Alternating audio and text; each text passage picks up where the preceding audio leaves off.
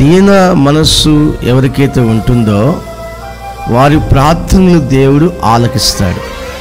అంతేగాని దీన మనసు రాకుండానే నా ప్రార్థన దేవుడు వినాలి అని అహంకారమైన మనస్సుతో ప్రార్థన చేస్తే దేవుడు అహంకారాలను ఎదిరించి దీనులకు కృప చూపిస్తాడని వాక్య భాగాల్లో రాయబడింది. మన అహంకారం పోవాలి, మనకు దీన మనస్సు రావాలి.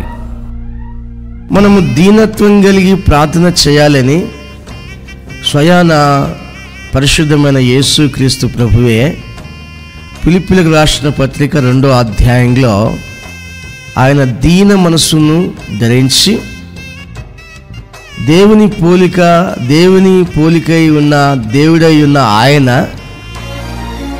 మానవ అవతారం ఎత్తి మనిషిగా పుట్టి ఎంతగా విధేయత చూపించాడంటే శిలువ మరణం పొందినంతగా విధేయత చూపించాడు అని రాయబడింది.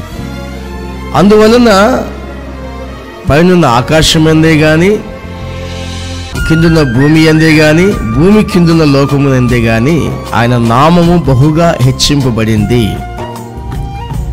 ఆయన నామమున ప్రతి మోకాళ్ళు వంగేటట్లుగా పరిశుద్ధమైన దేవుడు నియమించాడు అని ఆ వాక్య భాగంలో రాయబడింది.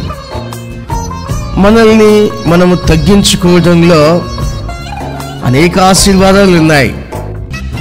దీన మనసు కలిగి జీవిస్తేనే ఆశీర్వాదం పొందుతారు.